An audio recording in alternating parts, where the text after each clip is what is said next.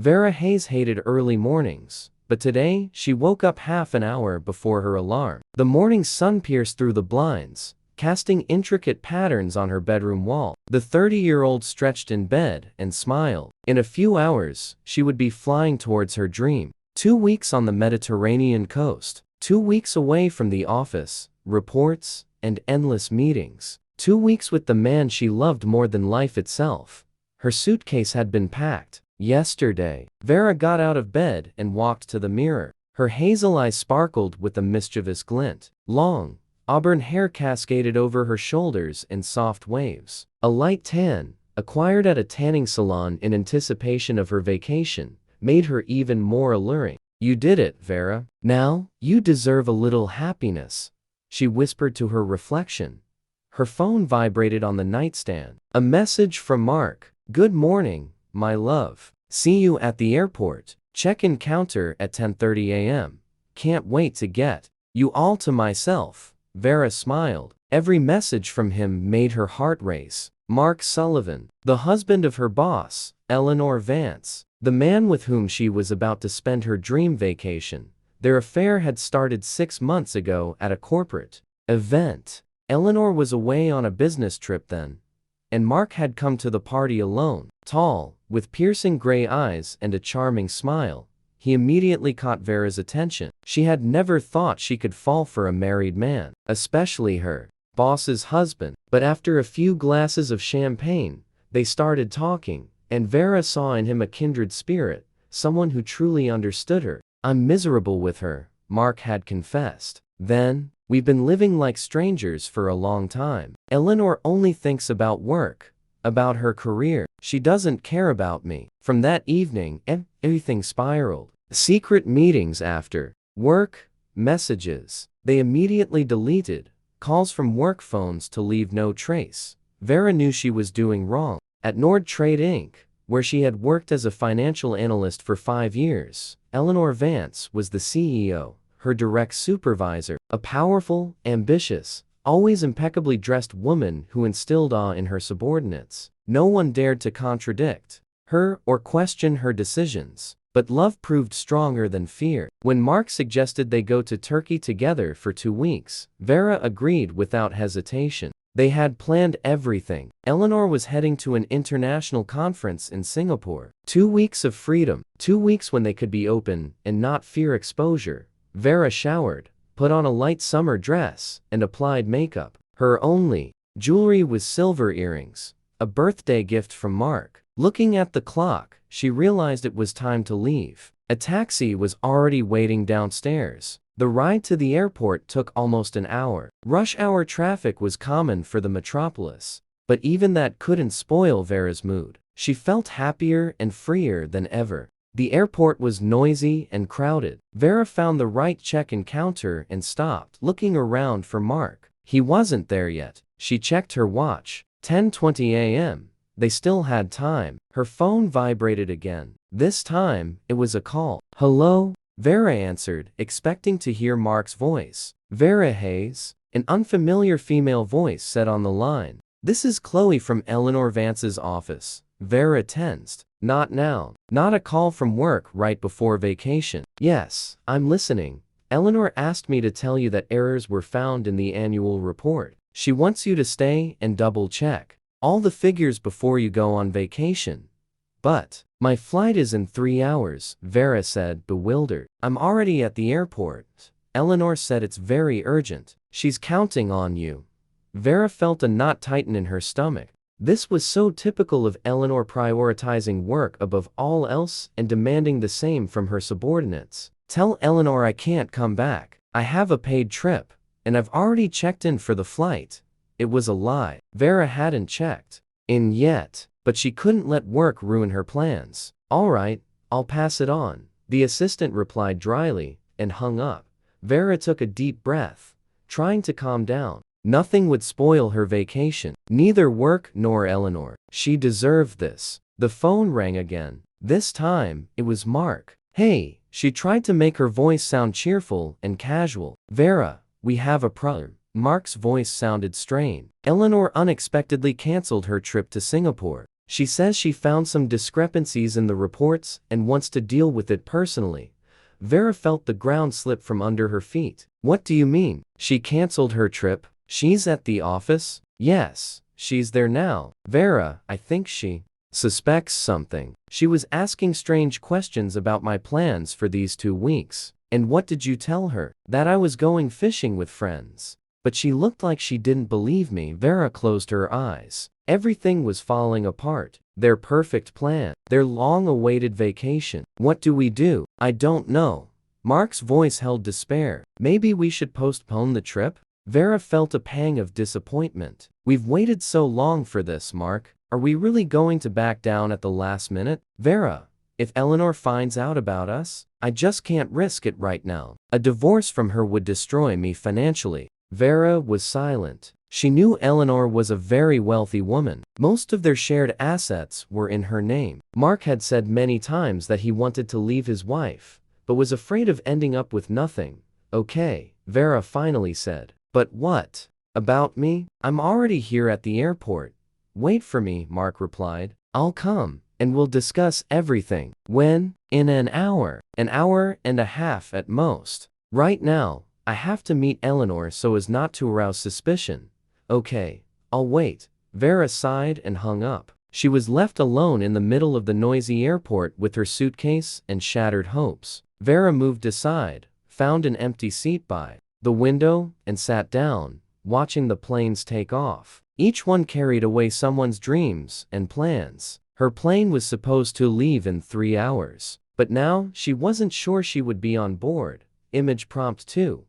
Realistic 16:9 image. A busy, modern airport terminal in NYC. Vera, looking distressed and isolated, sits by a large window, her face illuminated by the bright airport light, but her expression is somber. Her suitcase is beside her. Outside the window, planes are visible, taking off, symbolizing shattered dreams. Her phone is clutched in her hand. Half an hour passed, but Mark didn't call back. Vera checked her phone several times, afraid she had missed a call or message. Nothing. She started to get nervous. What if Eleanor really suspected something? What if their secret was out? Vera was so lost in thought that she didn't notice an older man stop beside her. He was dressed in comfortable, somewhat bohemian travel clothes, with a worn leather satchel slung over his shoulder, and a calm, knowing look in his eyes. A beautiful young woman, alone and troubled, the stranger said, with a soft, gentle voice,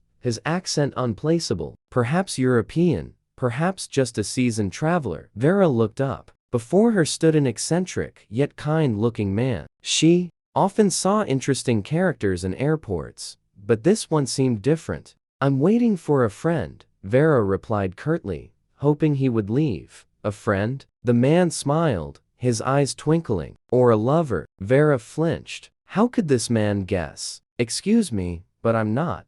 Don't want to talk? He interrupted her. I understand. You have a secret. A big secret. He sat down next to Vera without asking permission. Listen to me, young woman. I see trouble in your eyes. Vera wanted to get up and leave, but something in the man's words made her stay. What kind of trouble? The man took her hand. His fingers were warm and dry. You're flying with another woman's husband, he said quietly. You think you love him, but he's leading you into a trap. Vera sharply pulled her hand away. Who are you? Who sent you? The man shook his head. No one, my dear. I just see what others don't, and I see danger. What danger? Despite her skepticism, Vera felt a chill run down her spine. Give up your ticket, the man said firmly. Go back to work and look in your office. There you will find answers. Vera felt a lump rise in her throat. Who are you? How do you know about my work? The man smiled a mysterious smile. I know much, my dear. But what's important now is not that. What's important is that you must go back.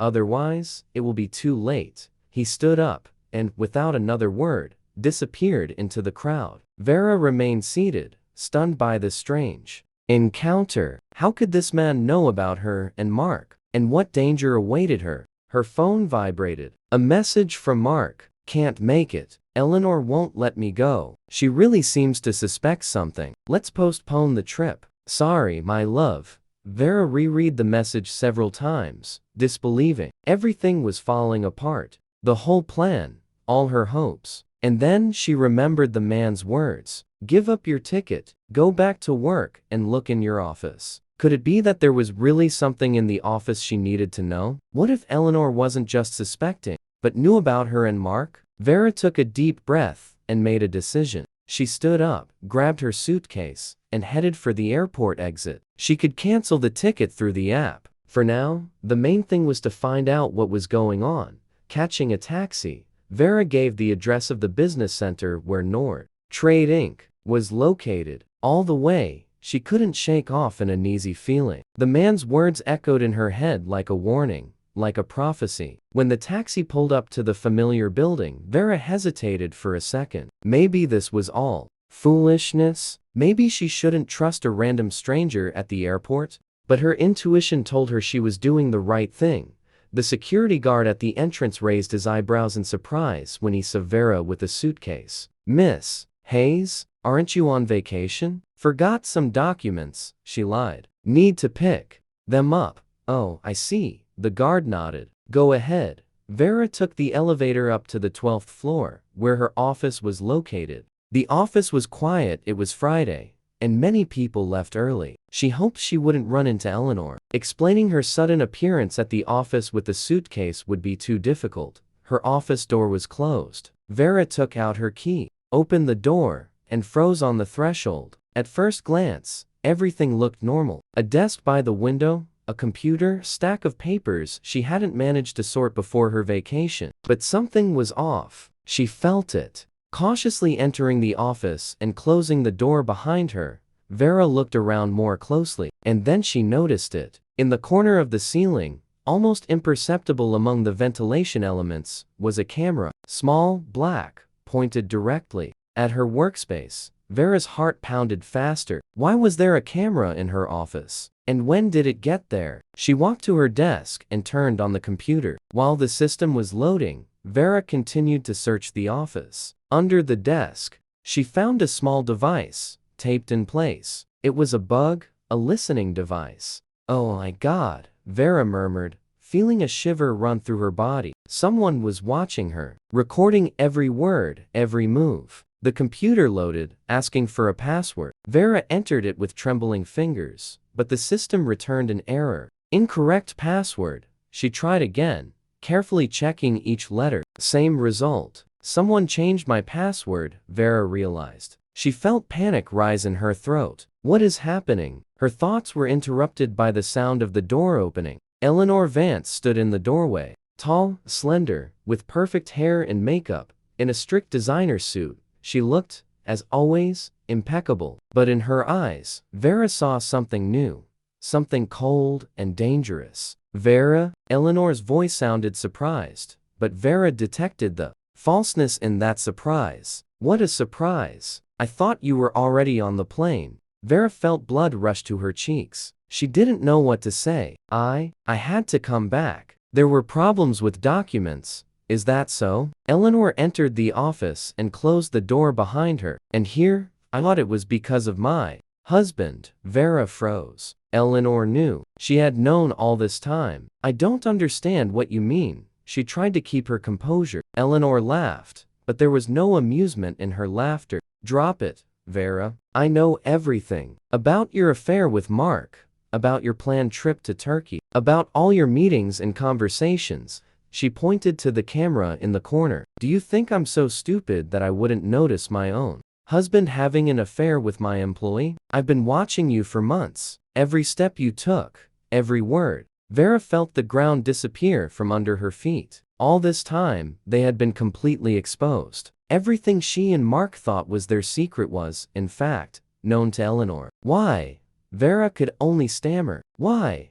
Eleanor walked closer. You're asking why I was watching the woman who's sleeping with my husband? No. Vera shook her head. Why did you let this go on? Why didn't you fire me right away? Why didn't you confront Mark? A strange smile appeared on Eleanor's face. Because I wanted you both to go further. I wanted you to feel safe, to believe in your cleverness. And then, she paused dramatically, then I wanted to destroy both of you. Vera was paralyzed. She opened her mouth to say something, but couldn't utter a word. "You know what's most interesting?" Eleanor continued, pacing the office. "You're not the first. Mark has had flings with my employees before, but you turn out to be the most persistent." Vera felt a tightening in her stomach. Mark had never mentioned other women. He had assured her he had never cheated on his wife before, that their love was special. "I don't believe it," she whispered. "Of course, you don't believe it," Eleanor sneered. "None of you do until you face the truth head on. Do you think you're special to him? The only one?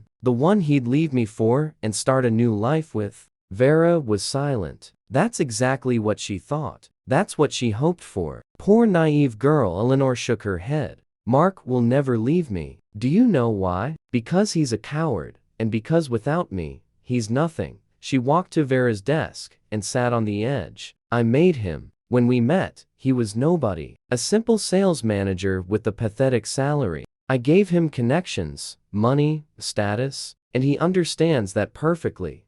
Vera felt a wave of nausea rise in her throat. Could everything Mark had told her be a lie? Were all his promises, all his plans for the future, just a way to get her into bed? "If you knew everything," Vera said slowly, "then why didn't you just fire me? Why install cameras and bugs in my office?" Eleanor smiled, and a chill ran down Vera's spine from that smile. "Because it's not just about your fling with my husband. There's something more important." She stood up and walked to the window, looking at the city below. "Nord Trade isn't just a company, Vera. It's my life. I built it from scratch, turned it into a market leader, and I won't let anyone jeopardize what I've created. Even if that anyone is my own husband." Vera frowned, not understanding what Eleanor was getting at. "I wasn't threatening your company. I just fell in love with your husband." "Perhaps," Eleanor interrupted her, "but you also gained access to financial documents you weren't supposed to see."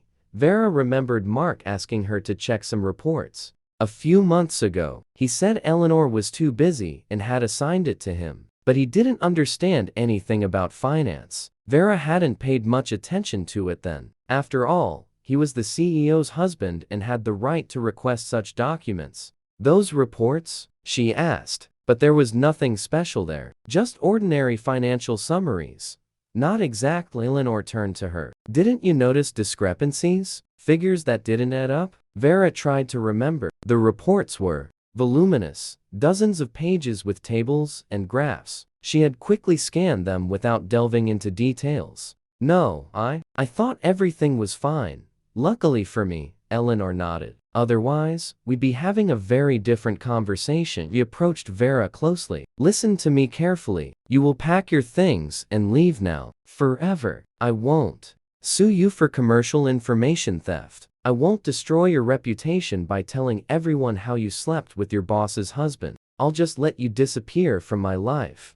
Vera felt a wave of anger rise within her. All these threats, all this intimidation. She didn't deserve such treatment. "And what if I don't leave?" she asked quietly. "What if I decide to stay and fight?" Eleanor laughed, but her eyes remained cold. "Fight? Against whom? Against me? You don't stand a chance, Vera. I'll crush you like a bug."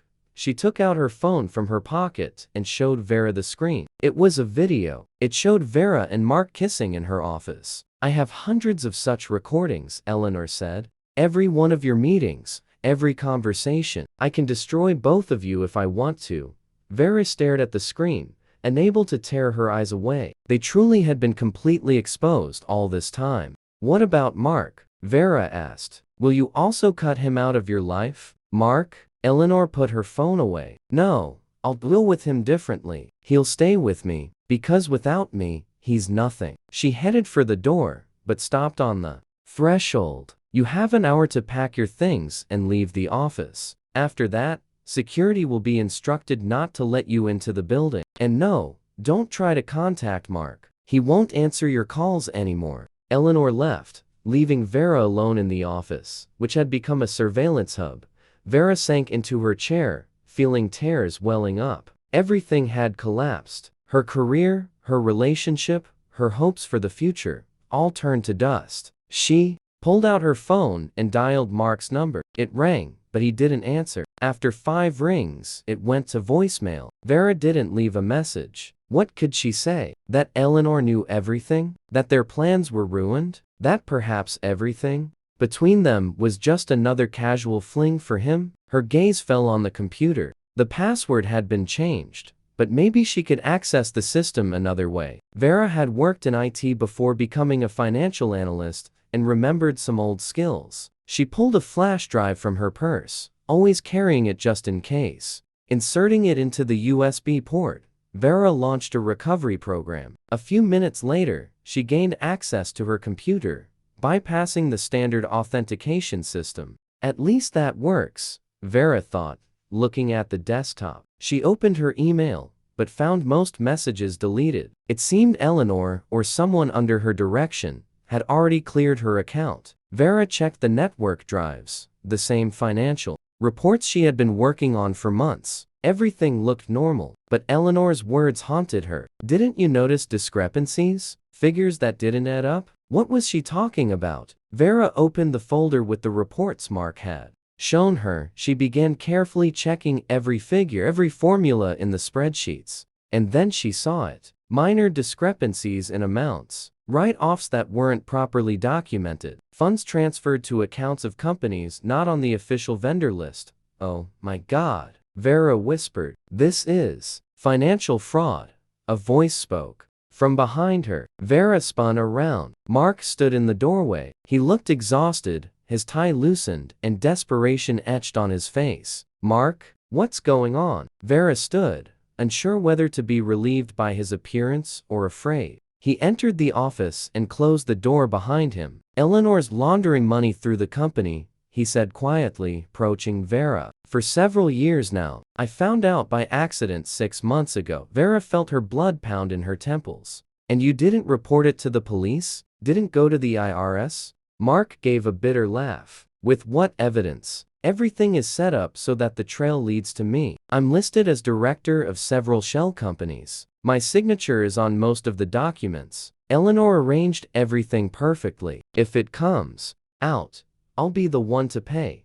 Vera looked at Mark, unable to believe what she was hearing. Everything was far more complicated and terrifying than she had initially thought. That's why you asked me to check those reports, she asked. You wanted me to find the fraud? Mark nodded. I hoped your fresh eyes would spot something I missed. Some evidence that would point to Eleanor, not me. But you didn't see anything suspicious, apparently. I wasn't looking, Vera quietly admitted. I just checked the general figures without going into detail. Mark sighed heavily and sank into a chair opposite her. How long has she known about us? Vera asked, looking at the camera in the corner. Since the beginning, Mark replied. She set it up. She wanted me to have an affair with you.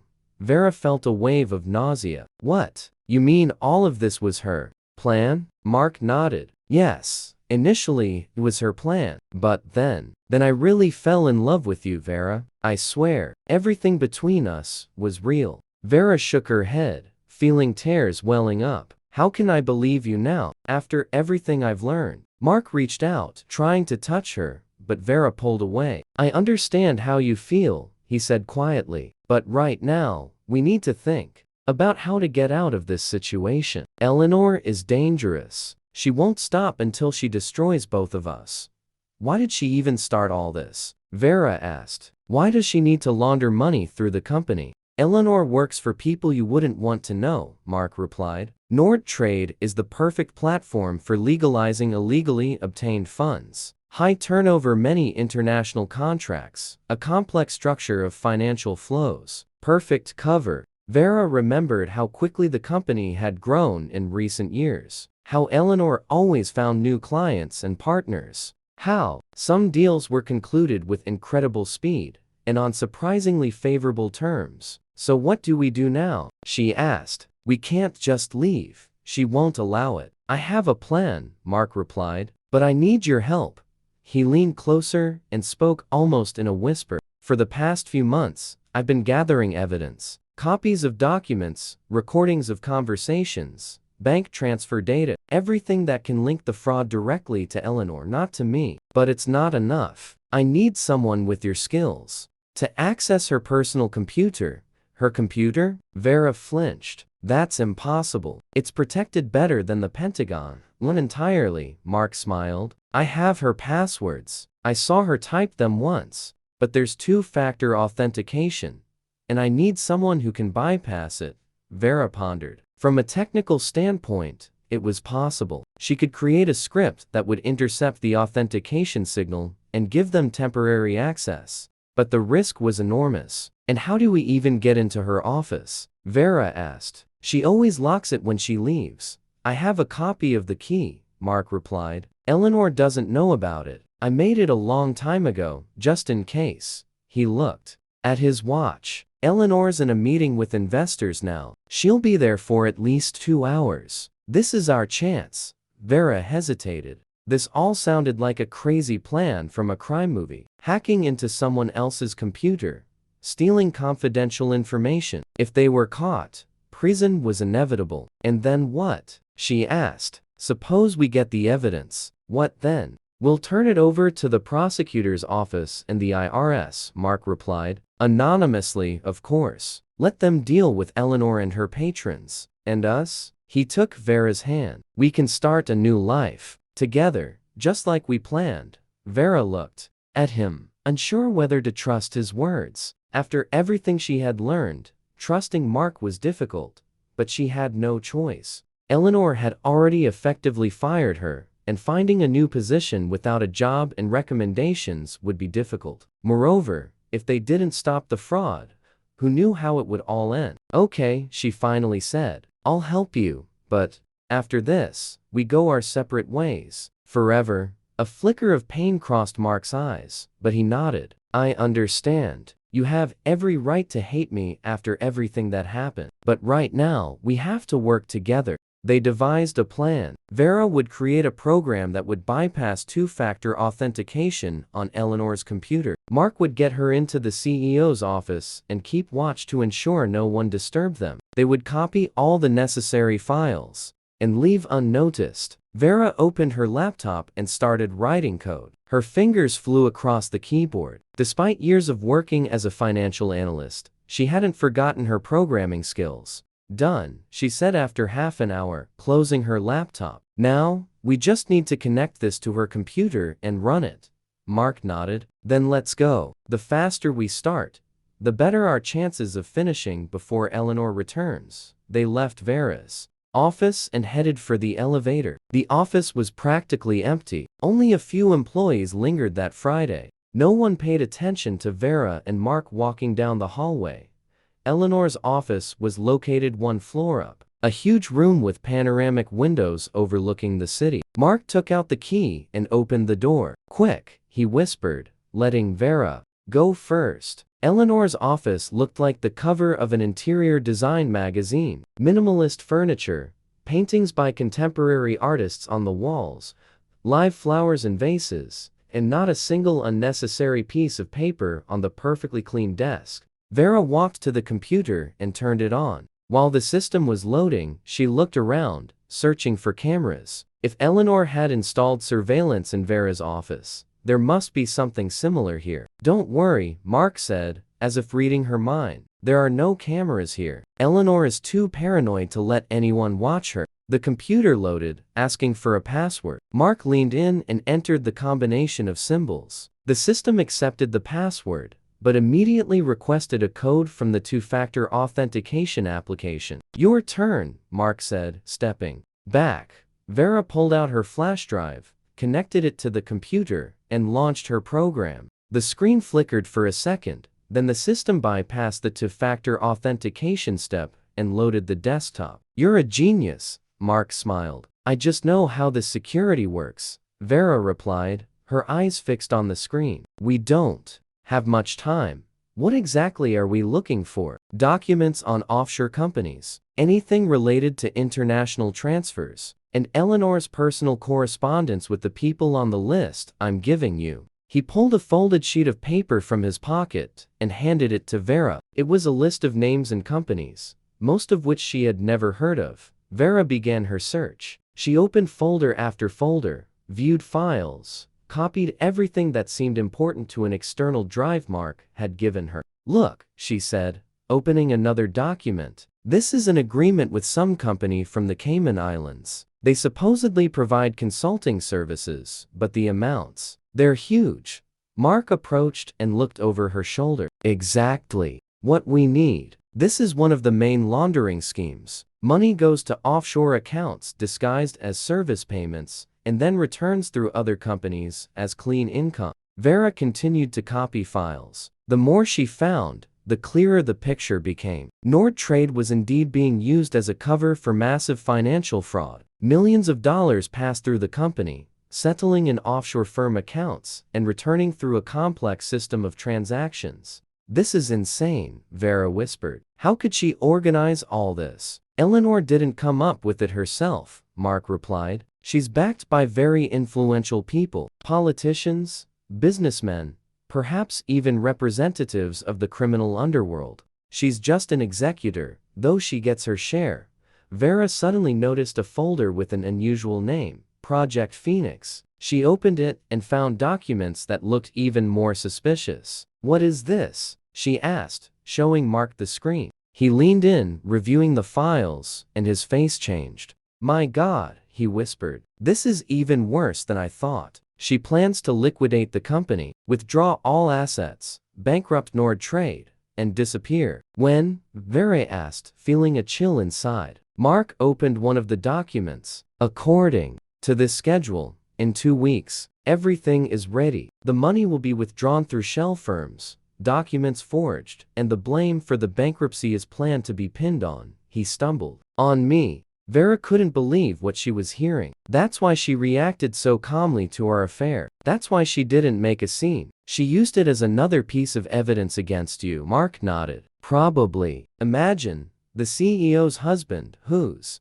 having an affair with an employee, suddenly gets embroiled in financial fraud and the company's bankruptcy. The perfect scapegoat. He looked at Vera. You're on that list too. They plan to accuse both of us. Your signature is on several key documents related to the financial reports. Vera remembered all the papers she had signed in recent months. She had never read them particularly carefully, trusting Eleanor and the legal department. We need to copy all of this, she said resolutely. And we also need to find her correspondence. If she discussed these plans with anyone, that would be direct evidence. They continued their search. Mark found a folder with Eleanor's personal correspondence and began reviewing emails, while Vera examined the financial documents. Here it is, Mark suddenly said. Correspondence with a certain Sergei Volkov. He mentions Project Phoenix and discusses details of asset withdrawal, and it explicitly talks about how to pin everything on me and you. Vera looked at the screen. The emails were a true find. In them, Eleanor openly discussed the plan to bankrupt the company and withdraw funds. Specific amounts, accounts, and dates were mentioned. This is what we need, Vera said. With this evidence, we can go to the police. Mark shook his head. Not so fast. We don't know how influential the people Eleanor is connected to are. If there's anyone among them in law enforcement, our statement could just disappear, and we'd be in even greater danger. So what do we do? Vera asked. I know a journalist, Mark replied. He investigates corruption schemes. If we give him copies of all the documents, he can create a story that will be impossible to ignore. Vera nodded. That sounded reasonable. Public exposure would be safer than quietly going to the police. Then let's copy everything and get out of here, she said, inserting the external drive into the computer. They continued copying files. Mark found more details about the shell companies and the network of contacts, while Vera focused on the precise financial transfers and the timeline for Project Phoenix. They were a well-oiled machine, working in perfect sync, their shared goal overriding any personal animosity or betrayal. The sheer volume of evidence was overwhelming,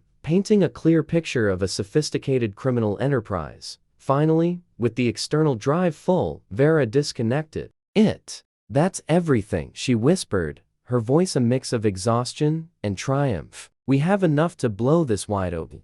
Mark exhaled slowly, weight visibly lifting from his shoulders. Thank God. Let's go. They quickly wiped their traces from Eleanor's computer closed all programs and shut down the system. Mark locked the office door behind them, and they walked briskly to the elevator. As they rode down, the silence was heavy, punctuated only by the soft hum of the elevator. Vera looked at Mark. The relief on his face was undeniable, but so was the lingering shadow of what they had just uncovered. "What now?" she asked, her voice quiet. He looked at her, his gray eyes meeting hers. "I'll contact the journalist immediately. We'll give him everything." And then, he paused. "Then we disappear for a while. Let the story break, let the dust settle." He reached for her hand.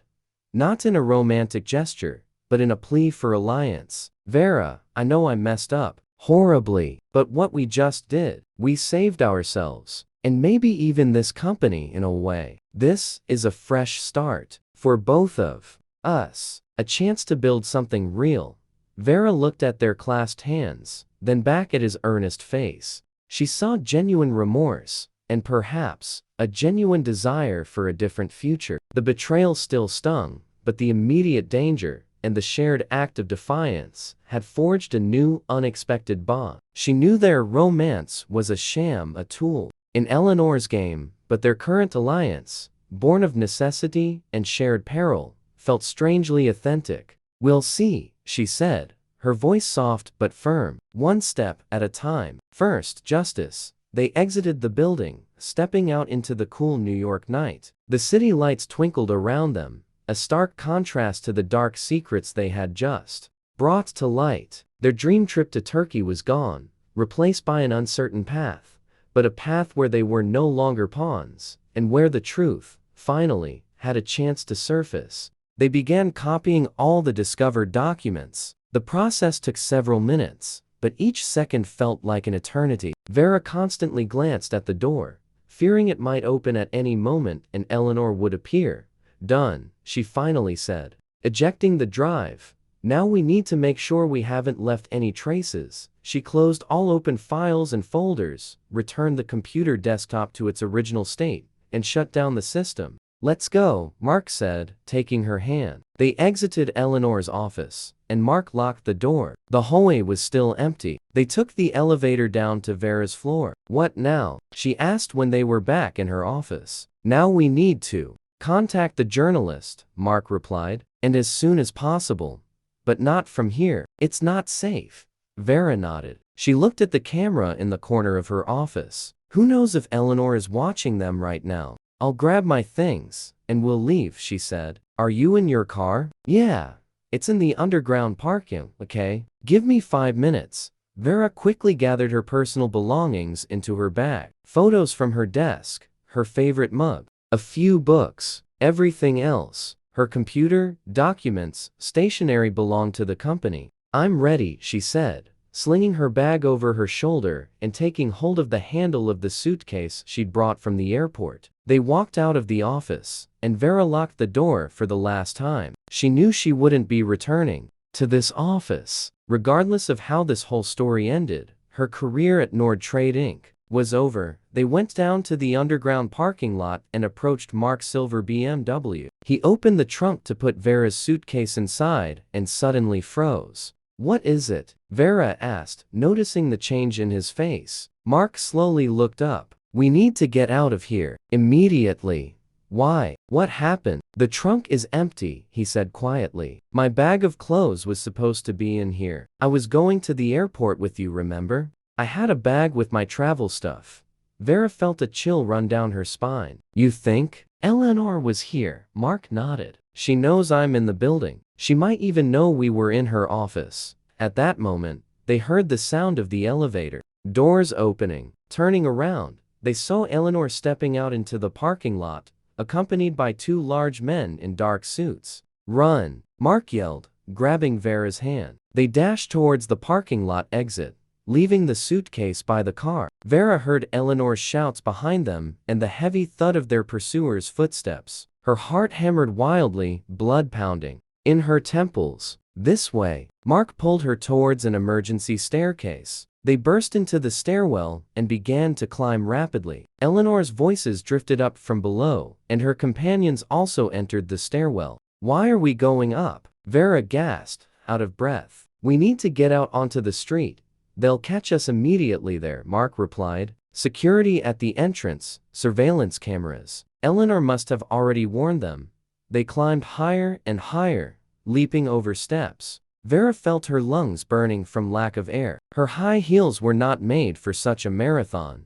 Where are we going? She asked, as they passed the 15th floor. To the roof, Mark answered. From there, we can cross to the neighboring building. Different security, different cameras. We'll have a chance to slip away unnoticed. They reached the top floor, and Mark pushed open the door to the roof. The evening air hit their faces. The sun was already setting, painting the city's skyscrapers in golden hues. There, Mark pointed to the edge of the roof, where a narrow bridge connected their building to an adjacent business center.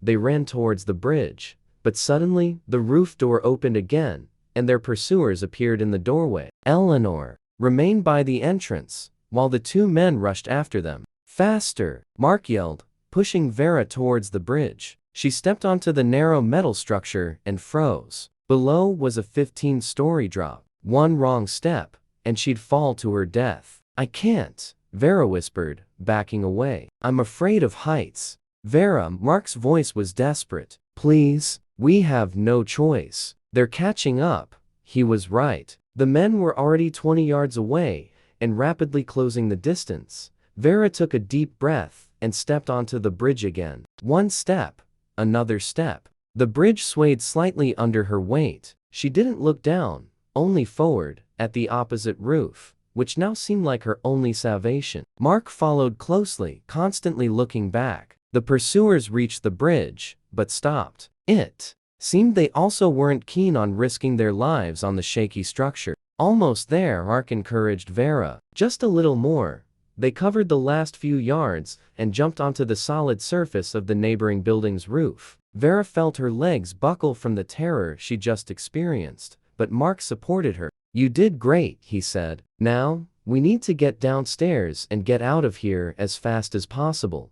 They found a stairwell door and went down. Unlike their office building, this business center was practically empty, the workday long over. They walked unhindered to the first floor and exited through a side door onto a quiet street. What now? Vera asked when they were a safe distance from the building. She still couldn't believe what had happened. Just this morning, she was going on her dream vacation, and now she was fleeing from pursuit, carrying evidence of financial crimes. We need to find a safe place, Mark replied. Eleanor won't stop. She has too much at stake. He looked around and waved to a passing taxi. The car stopped, and they quickly got inside. Where to? The driver asked. Mark gave an address. On the outskirts of the city. It's my friend's apartment, he explained to Vera. He's out of the country right now. We can stay there for a few days. No one will find us. Vera nodded silently. She felt drained. Too much information.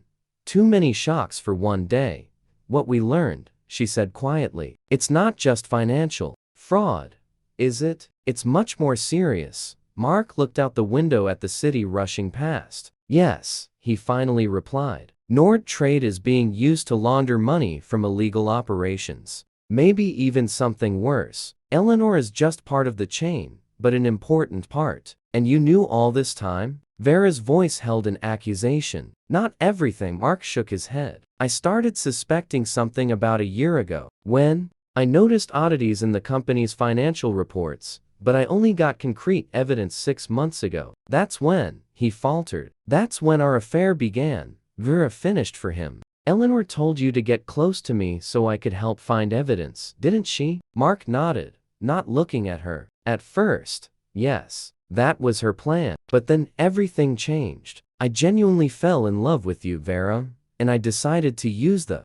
situation to find a way to get out of all this. To free myself from Eleanor and her patrons. Vera looked at his profile, unsure whether to believe him. Her heart said one thing, her mind another. Why didn't you go to the police right away when you found the first evidence? She asked. I tried, Mark scoffed bitterly. I anonymously contacted a detective I thought was honest. A week later, he died in a car crash. An accident, as the papers wrote. But I realized I was dealing with very dangerous people. and that a direct approach wasn't an option. The taxi stopped near an ordinary apartment building on the outskirts of the city. Mark paid the driver, and they got out. "The apartment is on the 7th floor," he said, as they entered the building. "The elevator isn't working, so we'll have to walk." They climbed the stairs and stopped in front of a plain metal door. Mark took a bunch of keys from his pocket, chose one, and unlocked it. The apartment was small but cozy. Simple furniture,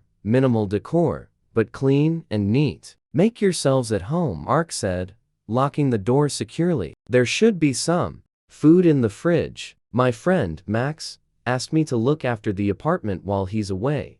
Vera walked into the living room and sank onto the couch. Only now did she realize how exhausted she was, physically and emotionally. "We need to contact your journalist friend," she said. "The faster we give him the documents, the better." Mark nodded. "I'll call him right now."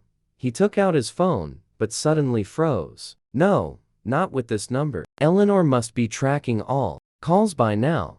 Mark removed the back cover of his phone, extracted the SIM card, and broke it in half. Max should have a spare phone. He always keeps one for emergencies. He went into the bedroom and started searching drawers. Vera remained in the living room, trying to process everything that had happened. Her life had been turned upside down in one day. This morning, she was a successful financial analyst, preparing for vacation with the man she loved. Now she was a fugitive, holding evidence of serious crimes, with powerful and dangerous people behind her, ready to do anything to keep that evidence from becoming public.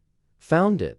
Mark returned to the living room with a simple feature phone. Old model, but it works, and no one will trace a call from it. He dialed a number and walked to the window, speaking quietly, but Vera could still hear the conversation. "Victor? It's Mark. Yeah, I know it's late. Listen, I have information." Very serious. "No, not over the phone. Tomorrow? Okay, let's meet tomorrow at a.m. That cafe on Leninsky?" "Got it. Yeah, I won't be alone. Thanks. See you tomorrow." He finished the call and turned to Vera. "Meeting tomorrow morning." Victor, he's an investigative journalist for an independent publication. "We'll give him all the documents and he'll write a story." "And then?" Vera asked. "What happens to us?" Mark sat down next to her on the couch. "And then we disappear. I have some savings Eleanor doesn't control. We can leave the country, start a new life somewhere no one will find us."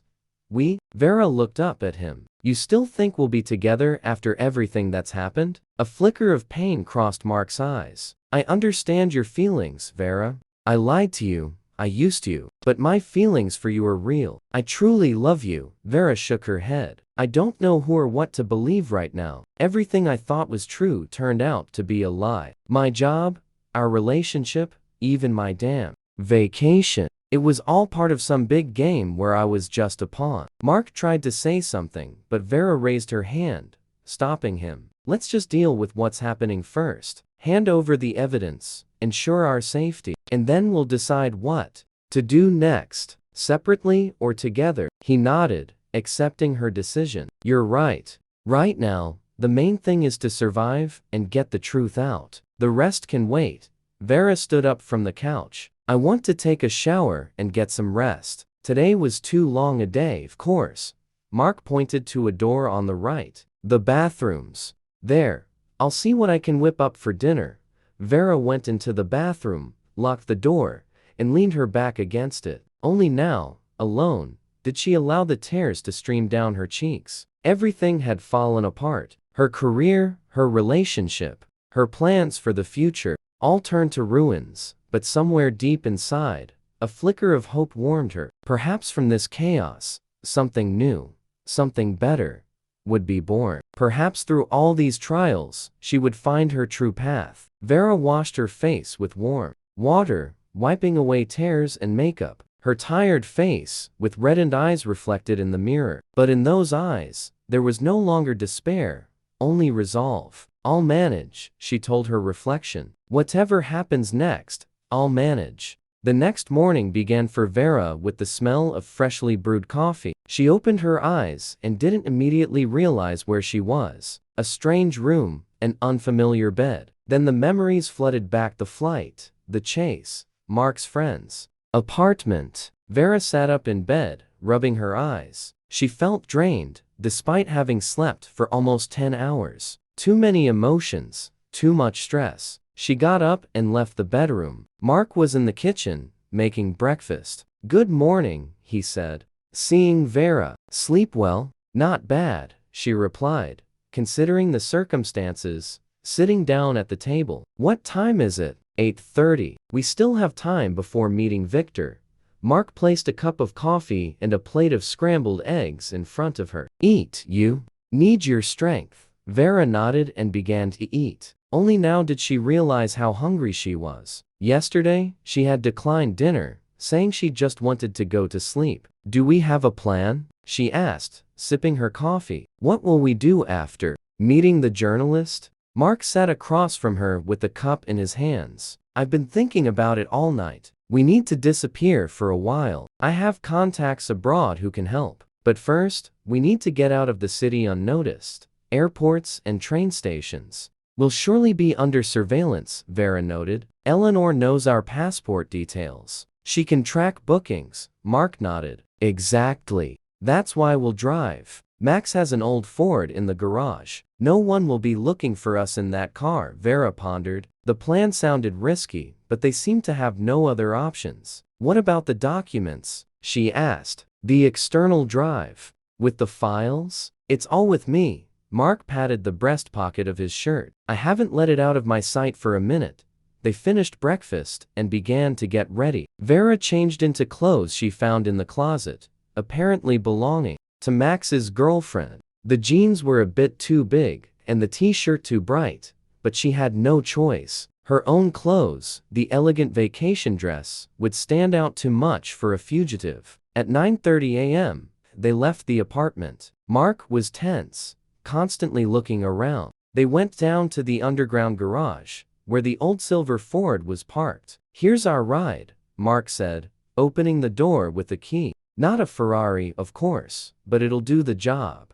They got into the car and drove out of the garage. They had to drive across the entire city to reach the cafe where they were meeting the journalist. "Do you think Eleanor has already gone to the police?" Vera asked, looking out the window at the passing buildings. "Unlikely," Mark replied, watching the road carefully. "Too dangerous for her. The police would start asking questions, digging for information. Most likely, she's using her connections to find us through unofficial channels." Vera shuddered, imagining what unofficial channels Eleanor might use. The people behind her clearly didn't shy away from any methods. They arrived at the cafe 10 minutes before the appointed time. It was a small establishment in an old part of the city, far from office centers and tourist routes, an ideal place for a meeting that needed to be kept secret. "Wait here," Mark said, pulling the car into an alley behind the cafe. "I'll check if Victor is there." He got out of the car and headed for the cafe entrance. Vera remained in the car, nervously tapping her fingers on her knee. Dozens of thoughts raced through her mind. What if the meeting with the journalist is a trap? What if Victor works for the same people as Eleanor? What if? Her thoughts were interrupted by Mark, who returned 5 minutes later. "Victor's inside," he said. "All clear, no suspicious individuals. Let's go." They entered the cafe together. At this time of day, there were few customers, a couple of older men playing chess in the corner, a young woman with a laptop by the window, and a middle-aged man at a table in the back. He raised a hand, greeting Mark. "That's Victor," Mark whispered to Vera, and they walked to the table. Victor turned out to be a sturdy man in his 40s with attentive gray eyes and early graying dark hair. He stood up when they approached and extended his hand, first to Mark, then to Vera. "Nice to meet you," he said, shaking Vera's hand. They sat down at the table. Victor looked calm, but tension was visible in his eyes. "So," he said, lowering his voice, "Mark mentioned you have some serious information." Mark nodded and pulled the external drive from his pocket. "This contains evidence of financial fraud at Nord Trade Inc., money laundering, forged documents, and a planned bankruptcy with asset withdrawal." Victor whistled. "Serious accusations. Do you have concrete documents to back this up?" "It's all on there," Mark replied. "Financial reports, company executive correspondence, details of asset withdrawal schemes, everything needed for an investigation. Victor took the drive and tucked it into the inner pocket of his jacket. I'll review the materials and get in touch with you. If everything checks out, we'll publish the investigation in the next few days. We don't have several days, Vera objected. We're being hunted, and as soon as Eleanor realizes we have the evidence, she'll do everything to stop us. Victor looked at her attentively. I understand your urgency, but journalistic investigation takes time. I need to verify all the facts, find confirmation from independent sources. Otherwise, the material won't hold water. How much time do you need? Mark asked. A minimum of 2 to 3 days. If the information is as convincing as you say. Mark and Vera exchanged glances. 3 days was a long time. Too long, given their situation. Okay, Mark finally said. 3 days, but no more. And we need a place where we can safely wait out this time. Victor pondered. I have a cabin upstate. It's quiet there, not many neighbors. No one will look for you in such a remote area. Sounds good, Mark nodded. How do we get there? Victor took out a notepad, wrote down an address, and drew a rough map. It's a 2-hour drive from the city. The road isn't the best, but you'll get there without problems by car. The keys are under a rock by the porch. Second one from the right steps. He tore off the sheet and handed it to Mark. Be careful. Mark tucked the paper into his pocket. Thanks, Victor. We'll wait for your call. They got up from the table. Victor shook their hands. Goodbye. Good luck, he said. And don't worry, the truth always finds a way. They left the cafe and quickly returned to the car. Vera felt a little calmer after meeting the journalist. At least now, they had a plan and a place to hide. Mark started the car, and they drove onto the road leading out of the city.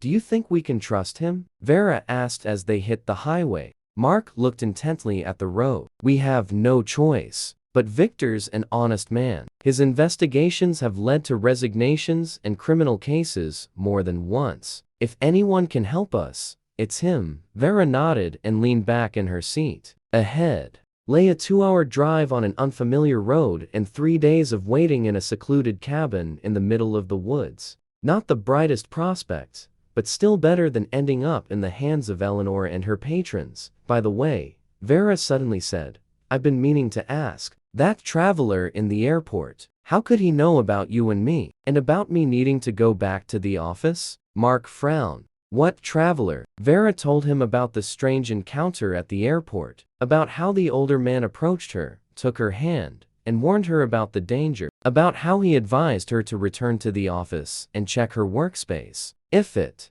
weren't for him, I would have gotten on the plane and flown away, Vera finished. And I would have never known about the cameras and bugs in my office. Mark looked puzzled. I don't know who that was, or how we could have known. Maybe a coincidence. Or, he faltered. Or what? Or someone wanted you to know the truth. Someone who knew about Eleanor's plans, but couldn't directly warn you, Vera pondered. Who could that be? Someone from the office? Someone who knew about the fraud, but was afraid to openly oppose Eleanor. In any case, Mark continued. It worked. You came back, found the cameras, and we got evidence of Eleanor's crime. Maybe it was fate. Vera didn't believe in fate, but she couldn't deny that the chain of events leading them to this moment was too unpredictable to be just a coincidence. They continued their journey in silence, each lost in thought. Forests and fields rushed by outside the window. The road became narrower and winding. 2 hours later, just as Victor had promised, they reached a small, green village. I think this is it, Mark said, checking the map. They turned onto a dirt road, drove a few more miles, and stopped in front of a wooden house surrounded by a high fence. We're here, Mark announced, turning off the engine. Our refuge for the next 3 days. They got out of the car and walked to the gate. The lock was old but sturdy. Mark opened it with the key they found under the rock, just as Victor had said. The cabin turned out to be more spacious than it looked from the outside. 2 bedrooms, a living room with a fireplace, a kitchen with a stove, and a modern hob. Old but clean furniture, shelves filled with books, even a TV. Although Mark immediately warned that it probably wouldn't work without a satellite dish. Not bad, Vera said, looking around. At least we won't have to sleep in the car. Mark nodded and started checking the supplies in the kitchen. In the cupboards, they found canned goods, cereals, pasta, tea, and coffee. The fridge was empty. Not surprising if Victor hadn't been there in a long time. We have enough food for a few days, he said, but we'll have to get water from the well in the yard. Hope it hasn't dried up. Vera walked to the window. It offered a view of the forest, which came right up to the cabin's fence. Quiet, peaceful, safe. At least, that's how it seemed. What will we do these 3 days? She asked. Mark walked over and stood beside her. Wait, and hope that Victor keeps his word and publishes the investigation as soon as possible. Vera nodded. Waiting was all they could do. Waiting and thinking about a future that now seemed so uncertain. The 3 days at Victor's cabin dragged on excruciatingly slowly. Without internet, without contact with the outside world, without news of what was happening in the city, time seemed to stand still. Vera spent her days reading books found on the shelves or helping Mark with chores around the cabin. They established a routine, cooked meals on the old stove, carried water from the well, and sat by the fireplace in the evenings, watching the fire. They barely spoke about the past. The topic was too painful. Instead, they discussed plans for the future, though both understood how uncertain it was. If everything goes well, Mark would say, if Victor's investigation leads to the arrest of Eleanor and her patrons, we can come back, testify in court, help the investigation. And then, Vera would ask, what happens then? Mark would shrug. I don't know. Everything will change. Nord Trade will surely be shut down or reorganized. We'll have to find new jobs, maybe in another city. Vera thought about her career. 5 years at Nord Trade, a gradual rise from a simple analyst to head of a department, and all of it wiped out in one day, by one decision to run away with her boss's husband. But did she regret it? Was it worth it? Vera didn't know. She couldn't assess the consequences of her actions until everything was over, until they were safe. On the 3rd day of their seclusion, Vera woke up to the sound of a car approaching. She looked out the window and saw a battered Jeep stopping at the gate. Victor got out. Mark, she called. Victor's here. Mark rushed out of the kitchen, wiping his hands with a towel. They went out to the porch together, greeting their guest. Victor, we weren't expecting you so soon. Mark shook the journalist's hand. Victor looked tired but satisfied. Dark circles under his eyes and stubble on his chin showed he hadn't slept for days. I have good news, he said, entering the house. The article is ready. It will be released tomorrow morning, simultaneously in our publication and on 3 major news portals. Vera and Mark exchanged glances. Their plan was starting to work. What's in the article? Vera asked when they went into the living room. Victor sank into an armchair and rubbed his face with his hands. Everything. The full scheme of money laundering through Nord Trade. Names, dates, amounts. Evidence that Eleanor Vance acted under the direction of high-ranking officials. Details of the company's impending bankruptcy and asset withdrawal. He took a laptop from his bag and opened it. Here, take a look, he said, turning the screen towards them. A draft of the article. Vera and Mark leaned over the laptop, reading the material. It was a full-scale investigation, detailed and convincing. Victor had not only used the documents they provided, but had also found additional confirmation from other sources. This is impressive, Mark said when they finished reading. You've done a tremendous amount of work in such a short time.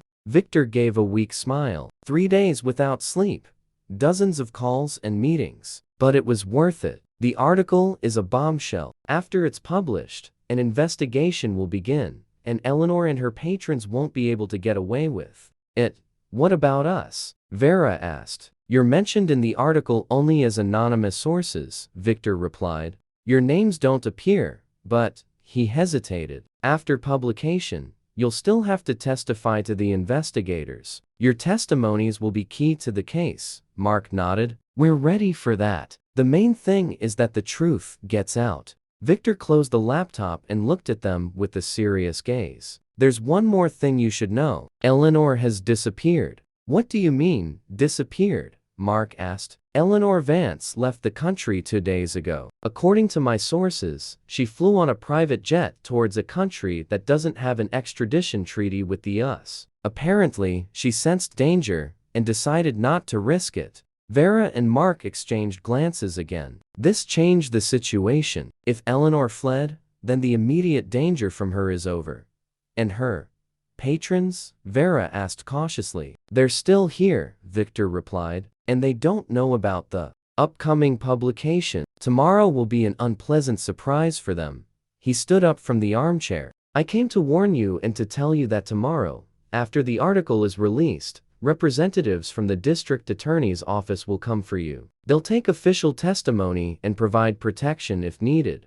Thank you, Victor. Mark extended his hand. You're risking no less than us. The journalist shook his hand. It's my job to reveal the truth, no matter how unpleasant it is. He said goodbye to them and left, leaving Vera and Mark alone with their thoughts and expectations. Tomorrow everything changes, Vera said softly, looking out the window at Victor's departing car. Nothing will ever be the same.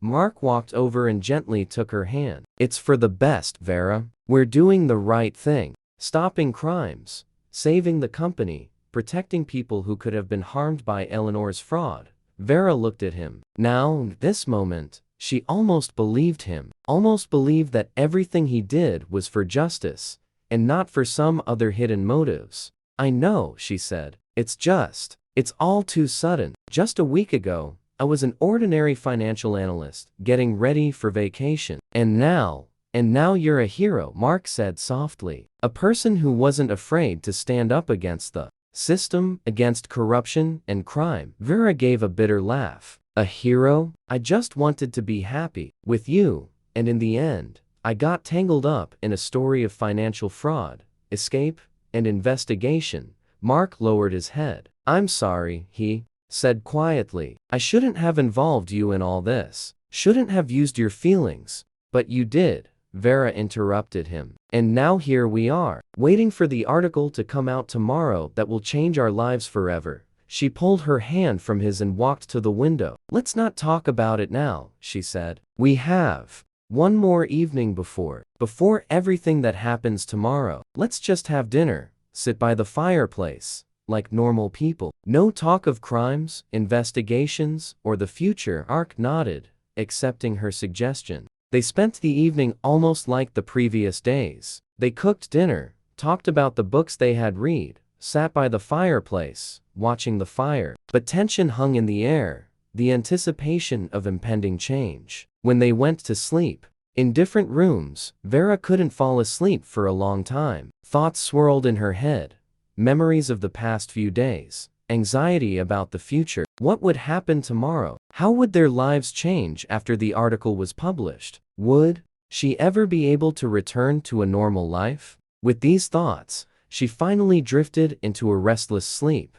The morning began with a sharp sound. Someone was pounding on the cabin door. Vera shot up from bed, her heart pounding. Who could it be? The investigators Victor spoke of? Or Eleanor's people, who had found them after all? She looked out the window and saw several police cars near the gate. People in uniform and plain clothes stood by the porch. Mark, she called. It's the police. Mark rushed out of his bedroom, pulling on his shirt. Already? He looked at his watch. Only 8 in the morning. Victor said the article would come out in the morning, but he didn't think the reaction would be so quick. Open up. Police. A voice boomed from the door again. Mark approached the door. Who is it? He asked. District Attorney's office. Open the door immediately. Mark looked at Vera, whispered. The article must be out already. Be ready for questioning. He opened the door. A man in a sharp suit stood on the threshold, followed by several police officers. Mark Sullivan? The man asked. Yes, that's me. You are under arrest on suspicion of large-scale fraud, the man stated in an official tone, showing his ID. I am Investigator Carter. I am leading the case of financial fraud at Nord Trade, Inc. 2 police officers entered the house and took Mark by the arms. Wait. Vera stepped forward. There's some mistake. Mark isn't a criminal. He helped expose Eleanor Vance's fraud, Investigator Carter turned to her. Vera Hayes? Yes, that's me. You are also under arrest on the same suspicion. Please come with us. We have a warrant for your arrest. Vera was paralyzed. A warrant? But why? We handed over the evidence. We cooperated with the journalist. What journalist? Carter asked, raising an eyebrow. Victor Grant from the Independent Press. He was supposed to publish an article this morning.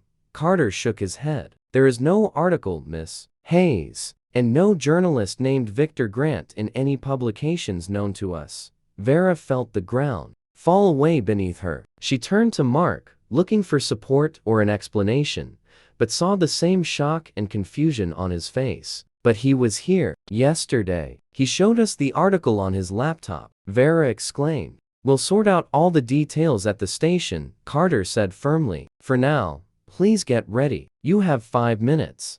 Vera slowly returned to the bedroom. Her hands trembled, her thoughts a jumble. What is happening? Where's the article? Where's Victor? Have they been duped? She quickly dressed and went out to the living room. Mark had already been taken outside and was being put into one of the police cars. His face was pale, his eyes bewildered. Vera, I don't understand what's happening. He called out when he saw her. I believed Victor. He promised to help. Police officers put him in the car and slammed the door shut. Investigator Carter approached Vera. It's your turn now, he said. You'll go in a different car. Vera nodded, still not believing the reality of what was happening. It felt like she had fallen into some nightmarish dream from which she would soon wake up. She was put into another police car, and the convoy set off. Vera looked out the window at the receding cabin, at the forest, at the blue sky. Everything looked so normal, so ordinary, and yet her life had just shattered in 2 pieces. 2 hours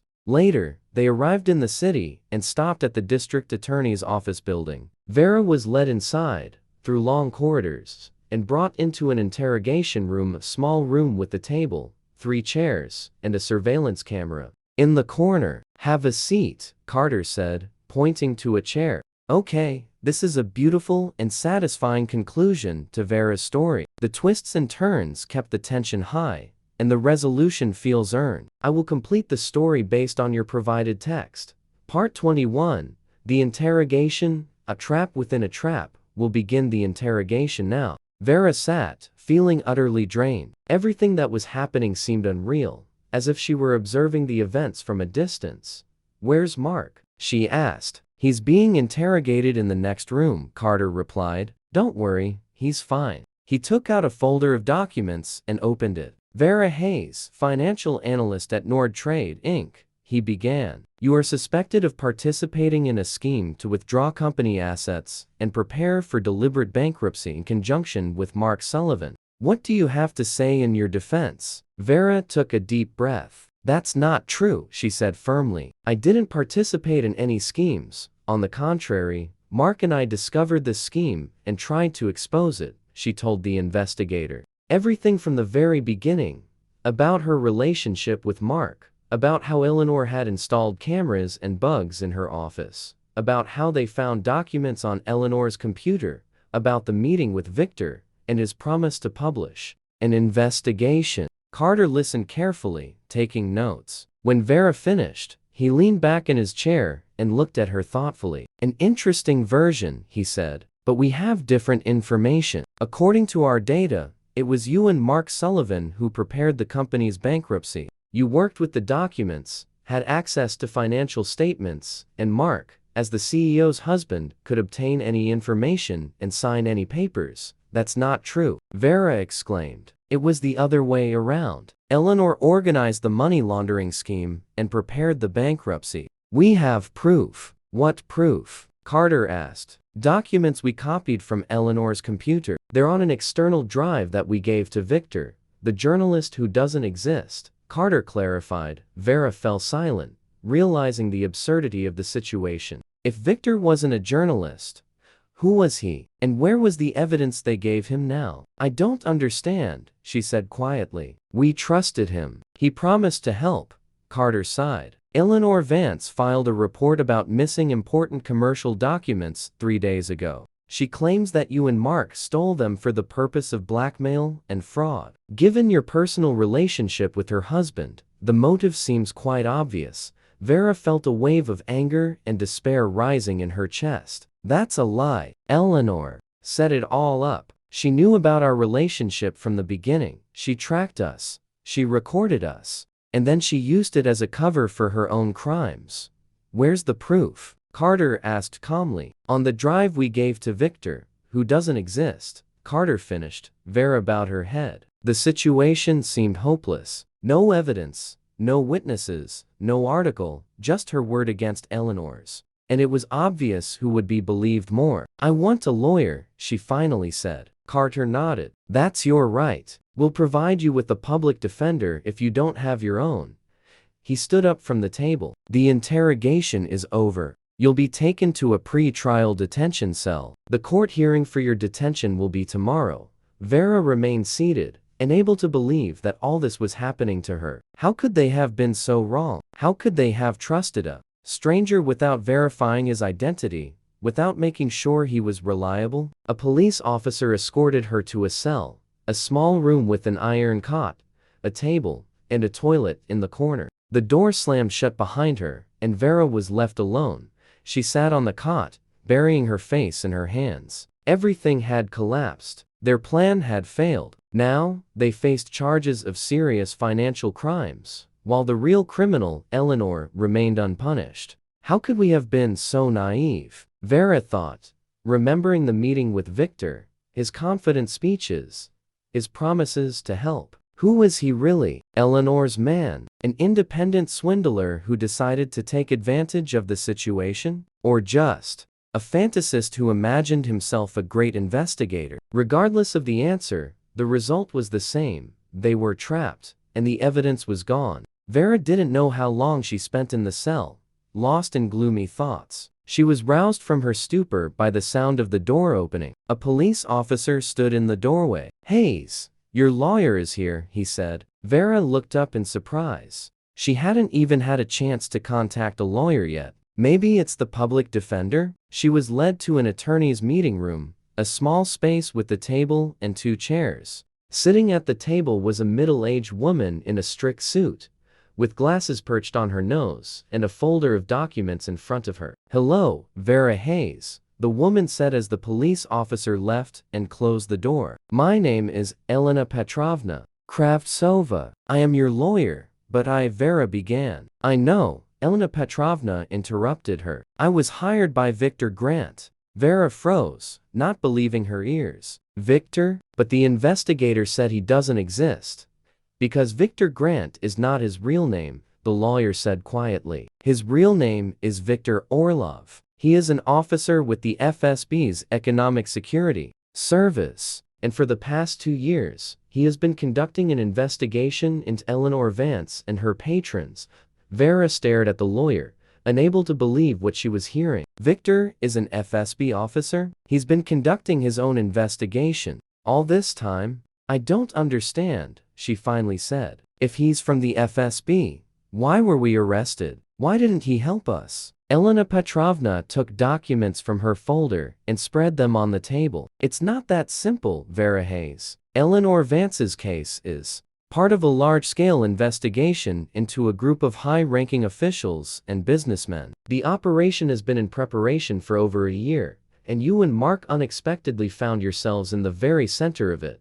So, we messed everything up? Vera asked bitterly. No, the lawyer shook her head. Rather, you accelerated events. Victor planned to catch Eleanor red-handed attempting to withdraw assets, but when you found the documents on her computer, she sensed danger and sped up her plans. He had to act faster, but why didn't he tell us the truth? Why pretend to be a journalist? Firstly, he wasn't allowed to reveal his identity. Secondly, he wasn't sure about you. He didn't know how involved you were in the scheme. Only after studying the documents you gave him did he realize that you truly were victims, not accomplices. Vera pondered, remembering her meeting with Victor, his questions, his attentive gaze. Now, much became clear. But why were we arrested? She asked again. And where is Mark? What about him? The arrest was necessary for your own safety, Elena Petrovna replied. After Eleanor learned about the missing documents, she hired people to find you. Here, in custody, you are safe. And Mark is currently giving testimony to FSB investigators. He's fine. And the drive with the evidence? It's with Victor. The documents are being examined by specialists and have already formed the basis of the case against Eleanor and her patrons. Vera felt the tension of the past few days begin to ease. Not everything was lost. Their plan had worked, though not as they had expected.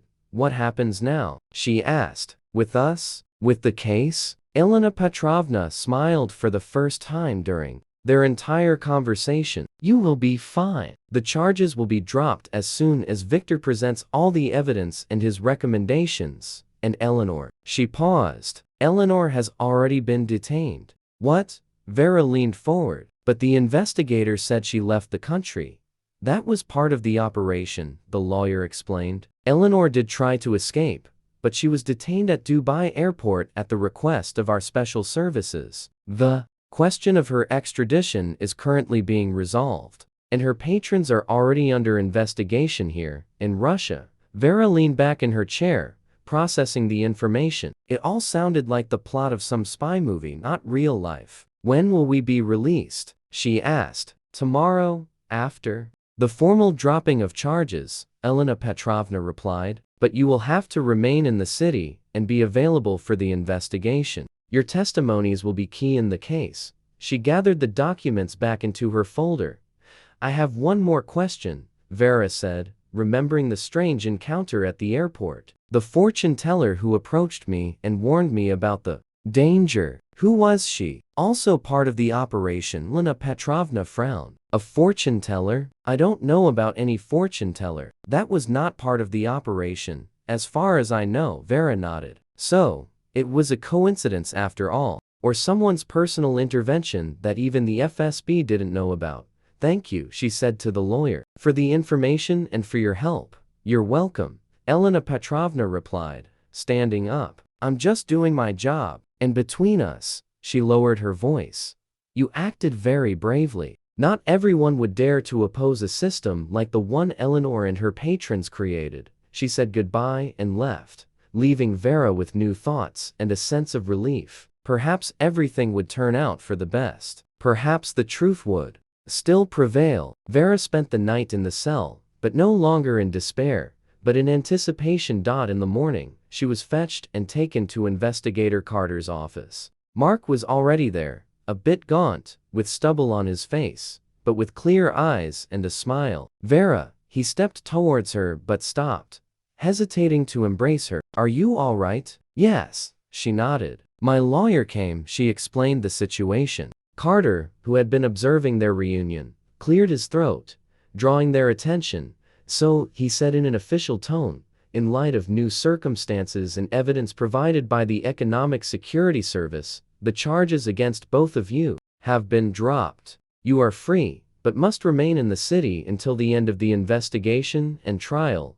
He handed them documents. Sign here. This confirms that you have been informed of the decision and undertake not to leave the city. Vera and Mark signed the papers. You can pick up your belongings from the officer on duty, Carter added. And yes, there's a person waiting for you in the reception area. Introduced himself as Victor Orlov. Leaving the investigator's office, they indeed saw Victor, or rather, Orlov now. He looked completely different from their last meeting. In a sharp suit, clean-shaven, with the confident and calm gaze of a professional. Vera, Mark, he nodded at them. Glad to see you free. I apologize for the necessary secrecy and temporary inconvenience. Inconvenience? Vera couldn't help but feel indignant. You call an arrest and a night in a cell an inconvenience? Victor looked at her with understanding. I know, it wasn't easy, but believe me, it was the only way to ensure your safety and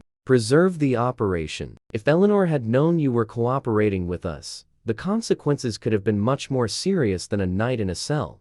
Vera wanted to argue, but she understood he was right. Eleanor would stop at nothing to protect herself and her patrons. What now? Mark asked. Carter said we have to stay in the city. Yes, Until the end of the investigation, Victor confirmed. But that doesn't mean you have to stay locked up. You can go back to your normal lives. Only, he paused. Nord Trade won't be the same. The company is under external management. An audit is underway. Many employees will be questioned.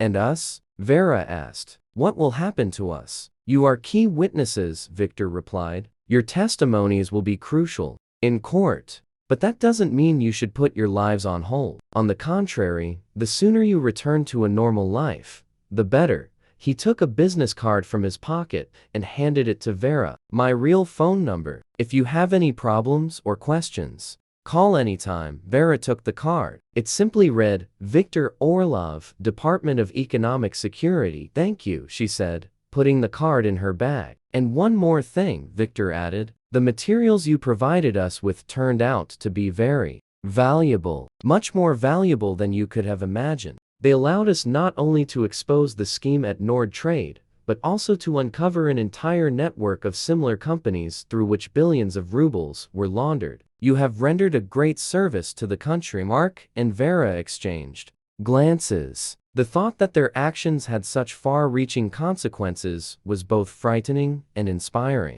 We just wanted the truth, Vera said quietly. And thanks to you, the truth prevailed, Victor nodded. And now, if you have no further questions, I must go. Work awaits. He shook their hands and left, leaving them alone in the reception area of the district attorney's office. What now? Mark asked, looking at Vera. She pondered. Everything that had happened in the past few days had completely changed her life. Her job at Nord Trade was in the past. Her relationship with Mark, that was a complicated question. I don't know, Vera answered honestly. I need time to process everything, to understand what to do next. Mark nodded, understanding her feelings. I have a suggestion, he said. Let's start small. Let's just go somewhere to eat. I'm starving, and I'm sure you are too. Vera smiled. This simple, human approach to the situation was exactly what she needed right now. Not global plans and decisions, but something simple and understandable. Sounds great, she said. I know a good cafe nearby. They retrieved their belongings from the duty officer and left the district attorney's office building. The day was clear and warm, as if nature itself rejoiced at their liberation. They walked down the street, talking about simple things. The weather, the city, how the center had changed in recent years, avoiding complex topics and painful questions. At the cafe, they ordered lunch and finally relaxed. The food was simple, but it tasted incredibly delicious after everything they had been through. You know, Mark said when they finished eating. There's something I need to tell you. Something I've been hiding all this time. Vera tensed. Another secret? Another blow? What is it? Mark took a deep breath. Do you remember the fortune teller at the airport? The one who warned you about the danger and advised you to go back to the office? Of course, Vera nodded. If it weren't for her, I would have flown away and never known the truth. That wasn't a random encounter, Mark said. I hired her. Or rather, not exactly a fortune teller, but an actress. I knew Eleanor was planning something serious, but I couldn't directly warn you. She was watching my every move. So I came up with this method. Vera looked at him, not believing her ears. You planned this? This whole fortune teller story? Mark nodded. I was afraid for you, Vera. Afraid Eleanor would use you and frame you. She'd done it before with others. With other women. So it's true? Vera asked quietly. What she said about your past flings with her employees. Mark lowered his eyes. Partially. There was one woman, 2 years ago, Eleanor's secretary, but I wasn't having an affair with her. She approached me herself and told me she'd found strange documents on Eleanor's computer. A week later, she was fired for incompetence, and a month after that, she was in an accident. Since then, I started suspecting Eleanor was involved in something serious and dangerous. Vera was silent, processing the information. This explained a lot.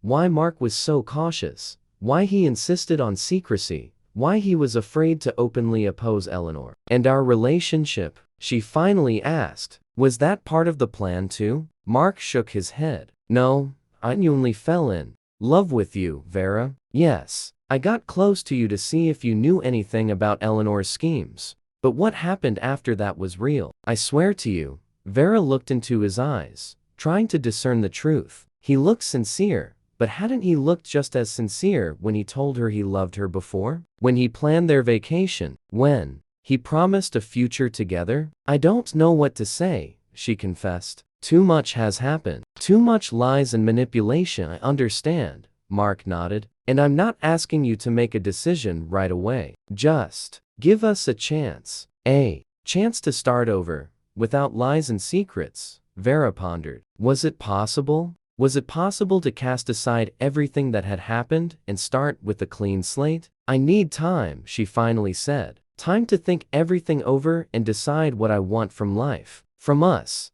Mark nodded, accepting her decision. "Of course. I'll wait as long as it takes." They left the cafe and stopped on the street. Evening was falling, and the city lights began to twinkle. "Where to now?" Mark asked. "Do you have somewhere to stay?" Vera thought. Her apartment. Eleanor's people had probably been there. Going back there now was scary. "I don't know," she admitted. "My apartment." "I understand," Mark said. "Listen, I have a suggestion. I have a small apartment in another part of the city. Eleanor doesn't know about it. I bought it a year ago, with money she didn't control. You can stay there until you decide what to do next. As for me, I'll get a hotel room, or stay with friends. It's no problem." Vera hesitated. Accepting his help meant becoming dependent on him again. But on the other hand, she really needed a safe place to weather this difficult period. "Okay," she finally agreed, "but only temporarily. Until I find another solution." Mark nodded, not hiding his relief. "Of course, it's just a temporary solution." He hailed a taxi, and they drove to a quiet residential area on the outskirts of the city. Mark's apartment turned out to be small, but cozy, a one-bedroom with modern furniture and everything necessary for living. "Make yourself at home," he said, handing her the keys. "There should be groceries in the fridge. I stopped by a week ago. I'll go find a place to spend the night." Vera took the keys, feeling a strange mixture of gratitude and awkwardness. "Thank you," she said, "for everything. And I'm sorry I doubted you."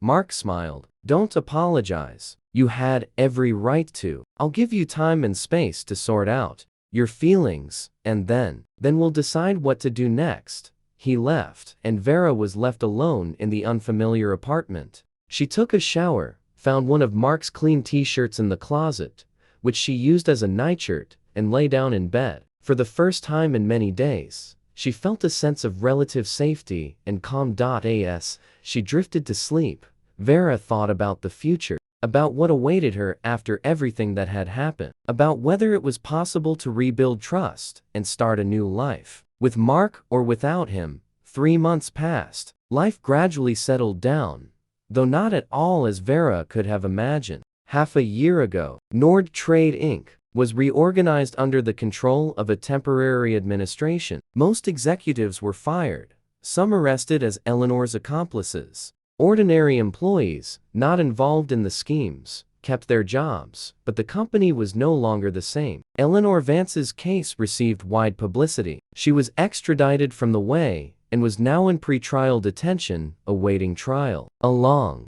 with her, several high-ranking officials and businessmen, whose names used to grace the front pages of business publications, were also under investigation. The money laundering scheme they had built turned out to be much larger than initially thought.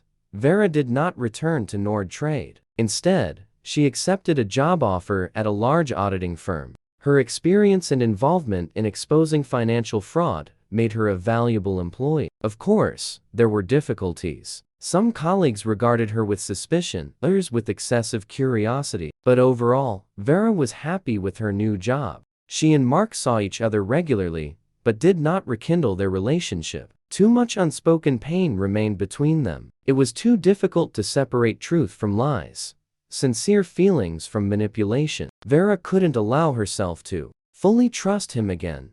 And Mark understood this and didn't pressure her. After his divorce from Eleanor, the process ran parallel to the criminal case. Mark decided to start from scratch. He sold the property that hadn't been seized as part of the investigation and opened a small consulting firm. The irony was that he now advised companies on economic security and combating corporate fraud. Viktor Orlov sometimes called them to check in and kept them updated on the case's progress. Thanks to the evidence they provided and the testimonies of other witnesses, the case was practically hopeless for the defendants. They faced long prison sentences and confiscation of property. On this warm September day, Vera sat in a cafe, waiting for Mark. They had agreed to meet to discuss the upcoming court hearing, where both of them were scheduled to testify. Mark arrived precisely on time. He looked good fit, confident, with a light tan from a recent trip south. "Hey," he said, sitting across from Vera. "How are you?" "Normal," she replied, a little nervous about court,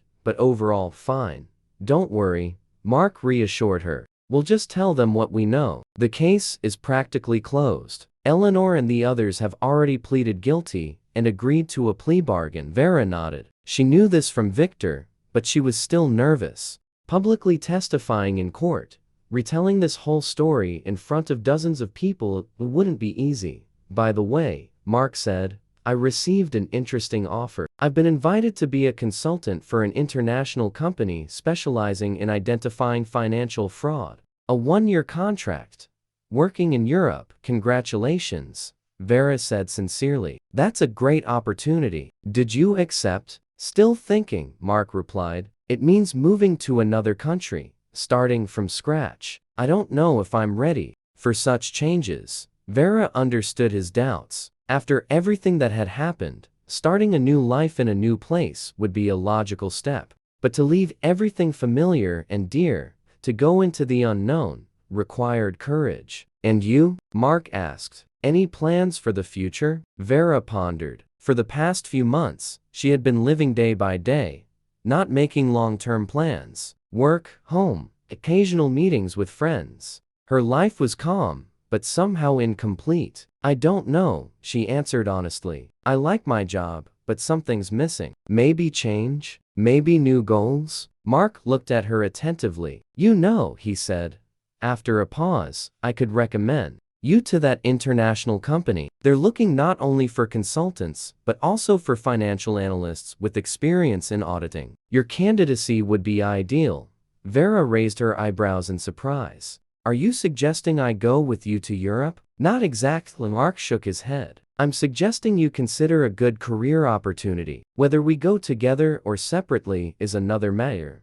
Vera looked at him, trying to sort out her feelings. Part of her still loved Mark, despite all the difficulties and deception. Another part was afraid to trust him again, afraid of repeating past mistakes. "I'll think about it," she finally said. "It's a serious decision. It can't be made spontaneously." Mark nodded, understanding her caution. "Of course, you have until the end of the month to decide. I can send your resume, and then you can decide everything yourself." They continued their conversation, discussing the upcoming trial and other topics. After the cafe, Mark walked Vera home. She had finally decided to return to her apartment after Viktor assured her that the danger had passed. "Thanks for meeting," Mark said, stopping at the entrance. "And think about the offer. It really is a good opportunity regardless of us." Vera nodded. "I'll think about it, truly. And thanks for offering." They said goodbye, and Vera went up to her apartment. Sitting on the couch, she thought about Mark's offer. Moving to Europe, a new job, a new life. It was tempting, especially now, when so many memories and associations tied her to the city, to Nord Trade, to the story of deception and betrayal. But was she ready to work alongside Mark again? To see him every day, to collaborate with him, and most importantly, was she ready to trust him again? Vera walked to the window and looked at the city, bathed in autumn gold. So much had happened in the past 6 months. So many shocks, discoveries, changes. She was no longer the naive Vera who was going on vacation with her boss's husband. She had become stronger, wiser, more cautious. Perhaps that was why she could now make a decision based not on emotions, but on clear reasoning and self-understanding. Vera took out her phone and dialed Mark's number. "I'm thinking," she said when he answered. I'd like to learn more about that company and the opportunities there. You can send them my resume." "Of course." Mark's voice held a smile. "I'll do it today." "But," Vera added, "that doesn't mean that we'll be together again." "Still not sure about that." "I understand," Mark replied, "and I respect your decision. Whatever you choose, I'll support you." They said goodbye, and Vera hung up the phone. She felt a strange calm and certainty. For the first time in a long time, she looked to the future with hope, not fear. Life went on, despite all the upheavals and disappointments. And who knows, perhaps the new chapter of this life would be brighter and happier than the previous one. Perhaps all these trials were necessary precisely to lead her to true happiness. Vera smiled and opened the window, letting the fresh autumn air and city sounds into the apartment. She was ready for new beginnings, for new challenges, ready to write her story further, without lies and manipulation. Her own story, where she herself decides what to do and whom to trust. And even though this story was just beginning, Vera felt that it would be much happier than the previous one, because now she knew the price of truth and believed in herself more than ever.